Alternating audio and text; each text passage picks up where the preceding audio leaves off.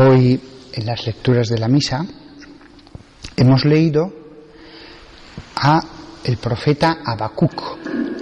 El profeta Habacuc es poco conocido. Todo el mundo conoce a los llamados profetas mayores, Jeremías, Ezequiel, ya no digamos a Isaías, con todas sus profecías acerca del Mesías, casi llamado el quinto evangelista de tanto que habla de la época mesiánica. Sin embargo, el profeta Habacuc es más humilde, es uno de los 12 profetas menores. En el modo en que Dios ha organizado la Biblia, además de los profetas mayores, están los 12 profetas menores, Ageo, Amós y otros. Y este librito tan breve, apenas, no lo he mirado antes de venir aquí, pero deben ser 2 páginas de la Biblia o algo así. Este librito tan breve son 5 oráculos sobre los caldeos. Los caldeos de los que él habla son los asirios, que estaban en el este. Este profeta, a diferencia de los otros, no sabemos nada de él. No se nos dice ningún detalle de su profesión, ni nada. Y apenas podríamos decir solo lo que él escribió, si no fuera porque aparece en otro libro, que es el libro de Daniel. Y allí se dice una cosa muy curiosa. A veces al que parece más humillado, Dios lo exalta por otro lado. El que parece que menos sabemos de él, por otro lado da una información llamativa. Dice el libro de Daniel. Daniel, ya recordáis que estaba en el exilio, por lo tanto Jerusalén había sido destruida. Y dice el libro de Daniel, había allí 7 leones y allí estuvo Daniel 7 días. Daban a los leones cada día 2 cuerpos humanos y 2 ovejas. Pero durante aquellos días no les dieron nada para que devorasen a Daniel. Esto me parece, ya solo este versículo es espantoso. Que haya gente que tirara muertos, esperemos, a los prisioneros, a los criminales, para que los devoraran los leones. Qué forma tan horrible de morir. Que lo hicieran otros seres humanos a sus mismos congéneres, lanzarlos a la boca de los depredadores. Mientras lo estoy diciendo, la verdad es que también hay humanos que lanzan a la boca de los leones demoníacos, de bestias feroces a sus mismos congéneres en lo espiritual. Pero en esa época incluso en lo corporal.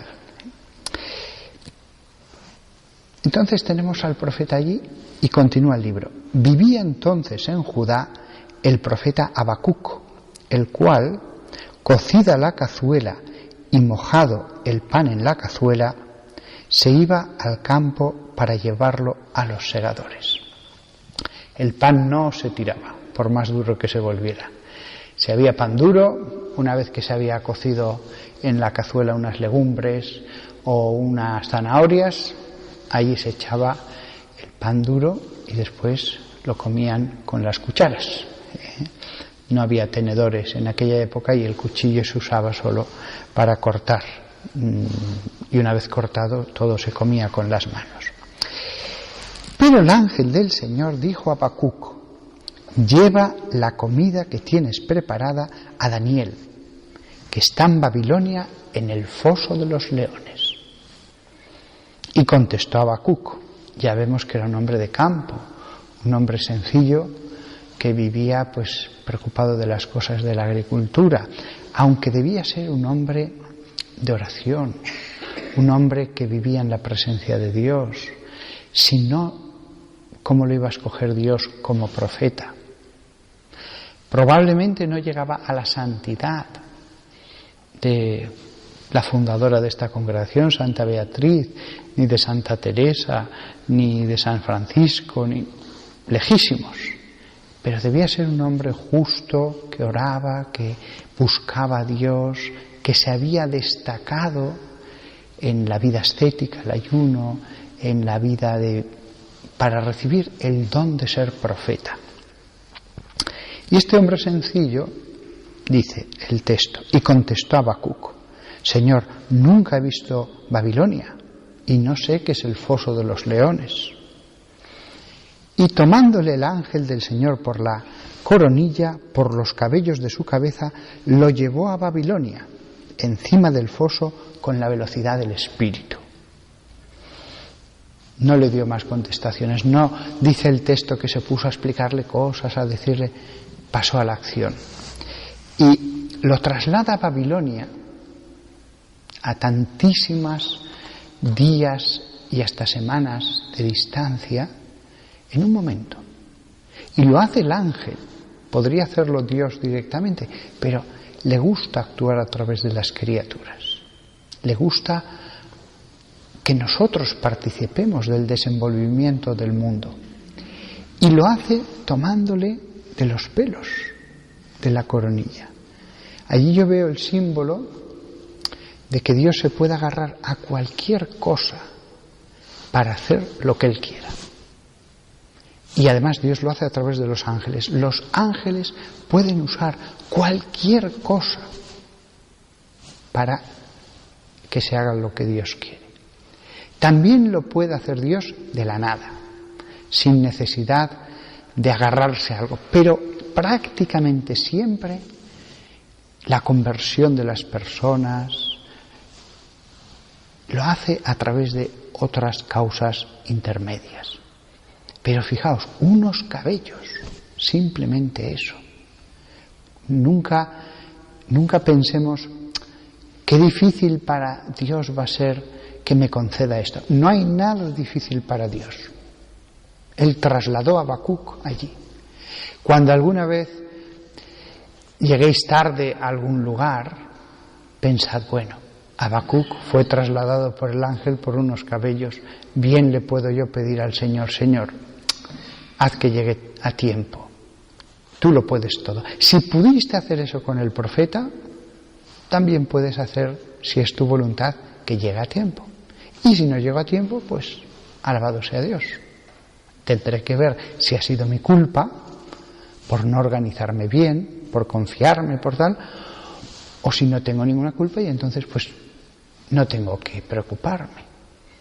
Pero Él puede hacer que llegue a tiempo a este lugar si quiere, más si no es mi culpa. Pero incluso siendo mi culpa, puedo pedirle, Señor, hago propósito de enmienda, voy a poner más margen para llegar a todas partes, pero por favor que no llegue tarde a esto. Podemos pedir a Dios que no se cumplan los efectos de nuestras acciones, aunque seamos culpables, aunque seamos culpables. Y quien dice llegar tarde, cualquier cosa. Tomándole el ángel del Señor, le lleva allí. Y gritó Habacuc: Daniel, Daniel, toma la comida que Dios te envía. Y contestó Daniel: en verdad, oh Dios, te has acordado de mí, pues no abandonas a los que te aman. Y levantándose comió. Y al instante el ángel de Dios restituyó a Habacuc a su lugar.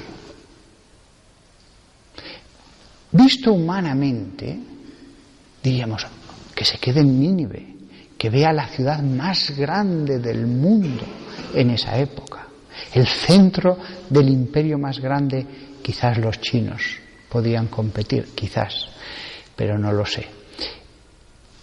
Ver aquello, un hombre de un lugar tan pequeño, Jerusalén estaba destruida, que había visto solo pequeñas aldeas, alguna ciudad a lo mejor de 5.000 habitantes, pero campesinos, y de pronto allí, con sus palacios, sus jardines, humanamente diríamos que se quede un tiempo. Dios lo envía directamente a su aldea. No importa si los humanos viajamos, si conocemos las cosas de este mundo, lo que importa es el alma. Todo lo demás accesorio. Después, ya en la eternidad, nos vamos a hartar de las migajas de aquí en la tierra. No lo dejó un momento. Y Fijaos también cómo le lleva la comida a donde está en esa cueva con los leones.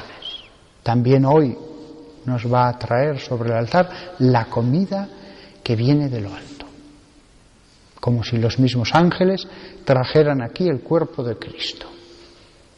No a Habacuc, a un profeta, sino al mismo profeta de los profetas. Y entonces Habacuc continuó su vida. Ya no vuelve a mencionarse más en ningún lugar. Lo único que se menciona es los poquísimos oráculos que hemos leído, uno de ellos, un trocito muy pequeño, hoy. El profeta de Dios, el que es mensajero de Dios, el que es la voz de Dios en la tierra. Casi nada. Un hombre sencillo, encargado de los campos, de quizás llevarles la comida, quién sabe qué más. Y sin embargo él es la voz de Dios. Podríamos decir, no, es el profeta, ponedle en un lugar especial, vestidle de maneras especiales. No, Dios diría, no, le he escogido a él, dejadle tranquilamente que siga trabajando el campo, que siga encargándose de esquilar ovejas y de no. A Dios le gusta lo sencillo. También a otras personas las rodeará de magnificencia, como los lirios del campo, Salomón. A otros con la magnificencia del sumo sacerdote. Pero son otras vocaciones. El mismo Dios que preserva la sencillez de Habacuc engrandece a otros personajes, aunque a lo mejor valían mucho menos que Habacuc. Pero Habacuc no quería estropearle. Su vocación era la sencillez. La sencillez para que la voz de Dios saliera nítida. Si a un sumo sacerdote que es soberbio, encima Dios le concede ser su oráculo, su soberbia se multiplicará por 10. Por 10. Si al rey se le concede ser profeta, en el caso de Salomón y de David, vimos que no estuvieron a la altura de la misión que les había dado, porque él recibió la ruá de Dios, dice el texto bíblico, cuando fue ungido por Samuel. Aquí Habacuc dirá lo que tiene que decir y nada más. ¿Y qué ha dicho, por ejemplo, hoy? Pues hoy la voz de Habacuc ha llegado, 2600 años después de que viviera este hombre, su voz sigue resonando. Oh Señor, ¿hasta cuándo clamaré pidiendo ayuda? ¿Hasta cuándo no escucharás? También el profeta, por muy bueno que fuera, se sentía no escuchado. También él. Es lógico, si vosotros tenéis esa tentación de no ser escuchado, la han tenido los grandes hombres. Y él se queja de la violencia que hay alrededor de donde está, de las luchas. Y entonces ha continuado el texto que hemos leído en la primera lectura. Entonces Dios me contestó y dijo. ¿Qué le contesta Dios?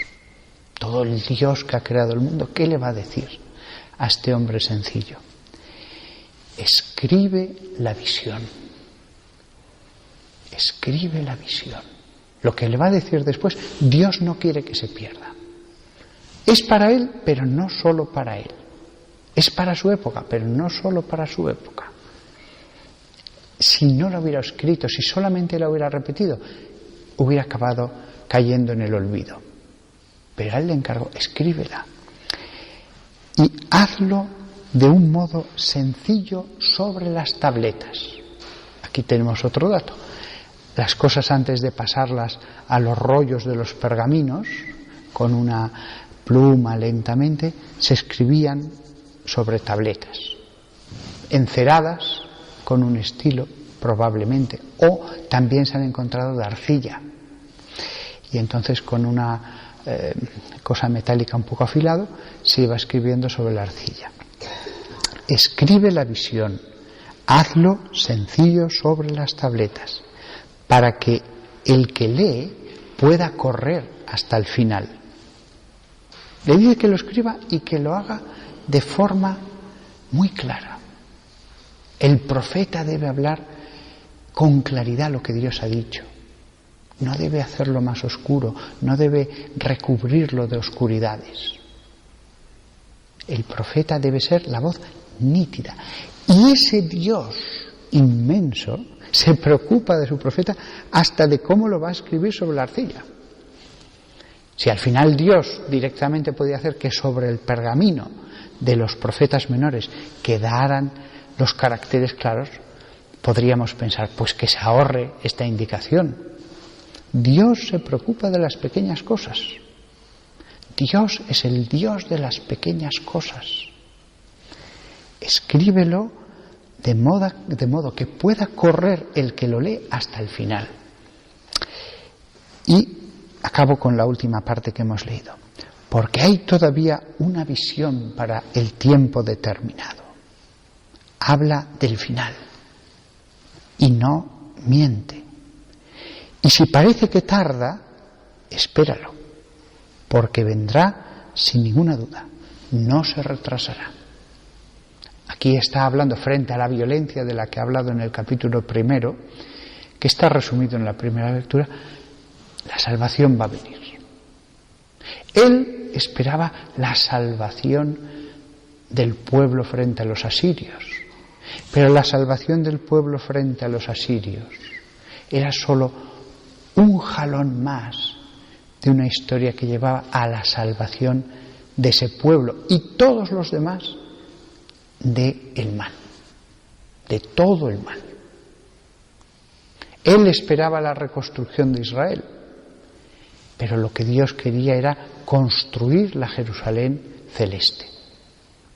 Así que este profeta, lo poquísimo que hemos leído, porque la primera lectura en realidad ha puesto nada, un par de versículos del primer capítulo y un par de versículos del segundo, hablando el profeta en el primero, hablando Dios en el segundo capítulo, que sea una invitación a leerlo, que os entre hambre, decir, ahora que conozco a Habacuc, vamos a escucharle, vamos a meditarle, vamos a ver qué me dice Dios, lo mismo que le habló al profeta. Es curioso cómo los hombres de nuestro tiempo leen tantas cosas, nunca se ha leído tanto, pero también es verdad que tan pocas veces se ha leído tampoco la voz de Dios en la Escritura. Y este profeta es que anima tanto, porque cuando ves un librito que nada, son 5 oráculos, te dan ganas de leerlo y releerlo y volver a vivir aquello para que se haga vida dentro de uno mismo.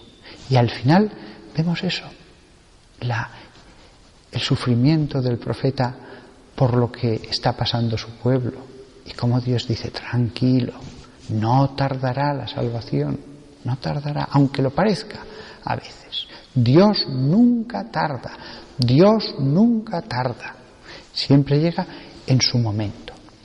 Pues nada más, que todos nosotros vivamos con los profetas y vivamos de la fe en la voz de Dios que ha hablado y nos habla, la voz de Dios vivificante que responde a todas nuestras preguntas. Por eso no necesitamos en realidad ser nosotros profetas. Con que leamos a los profetas ya están contestadas todas nuestras inquietudes.